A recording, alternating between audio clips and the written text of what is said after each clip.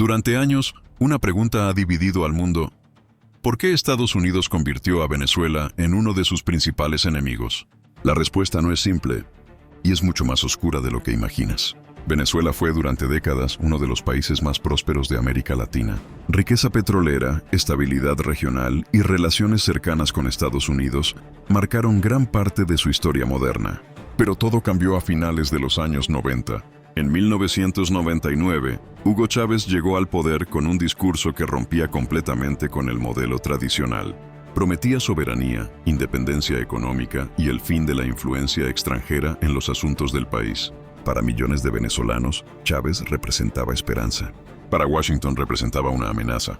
Chávez impulsó una revolución política basada en la nacionalización de recursos estratégicos, especialmente el petróleo, el fortalecimiento del Estado y una política exterior abiertamente contraria a los intereses de Estados Unidos. Venezuela no solo dejó de alinearse con Washington, comenzó a acercarse a Rusia, China, Irán y Cuba. En ese momento, el conflicto dejó de ser ideológico. Se volvió estratégico. Venezuela posee las mayores reservas de petróleo del mundo. Durante décadas, ese petróleo había sido fundamental para el mercado estadounidense. Cuando el gobierno venezolano expulsó empresas extranjeras, cambió contratos y tomó control total de la industria, el equilibrio se rompió. El petróleo dejó de ser solo un recurso económico, se convirtió en un arma política. En 2002, ocurrió uno de los episodios más polémicos de esta historia. Hugo Chávez fue derrocado brevemente por un golpe de Estado. Durante horas, un gobierno opositor tomó el poder y fue rápidamente reconocido por Estados Unidos. Pero algo inesperado sucedió. Sectores del ejército y miles de ciudadanos salieron a las calles. En menos de 48 horas, Chávez volvió al poder. Desde ese momento, la relación entre Caracas y Washington quedó marcada por la desconfianza absoluta. Para el gobierno venezolano, Estados Unidos había demostrado estar dispuesto a intervenir para cambiar el rumbo del país. Con el paso de los años, el enfrentamiento se intensificó, pero no de la forma tradicional. Estados Unidos nunca lanzó misiles ni envió tropas a Venezuela. No hubo una invasión militar ni una guerra declarada. La estrategia fue otra, más silenciosa, más prolongada y profundamente destructiva. A través de sanciones económicas, presión diplomática, bloqueo financiero y aislamiento internacional, Venezuela fue empujada al límite. Las exportaciones de petróleo fueron severamente restringidas. Miles de millones de dólares en activos fueron congelados.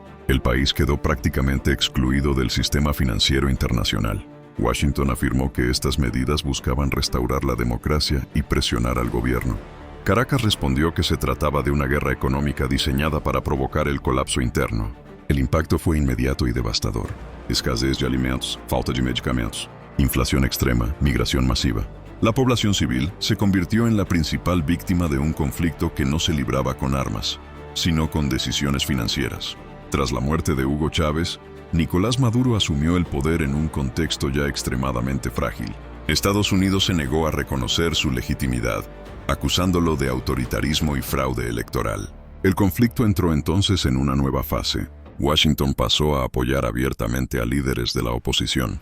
En 2019, reconoció a Juan Guaidó como presidente interino de Venezuela. Para el gobierno venezolano, esto fue visto como un intento directo de cambiar el poder desde el exterior. Para Estados Unidos era una herramienta de presión política. Las tensiones alcanzaron niveles históricos. Venezuela denunció intentos de golpe, sabotaje económico y operaciones encubiertas. Estados Unidos negó estas acusaciones, pero mantuvo y endureció las sanciones.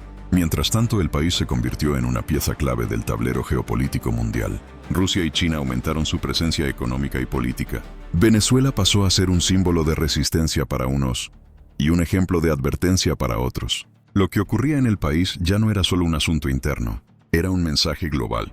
Entonces surge la gran pregunta. ¿Fue Venezuela atacada? No con bombas, no con soldados, pero sí con herramientas modernas de poder, sanciones, bloqueo financiero, presión internacional y aislamiento económico. Una guerra sin ruido, una intervención indirecta. Una demostración clara de que, en el siglo XXI, un país puede ser asfixiado sin que caiga un solo misil, y aún así sufrir consecuencias profundas y duraderas. Venezuela no fue invadida, fue presionada hasta el límite. Y la verdadera pregunta no es solo qué ocurrió allí, sino cuántos países más podrían enfrentar el mismo destino.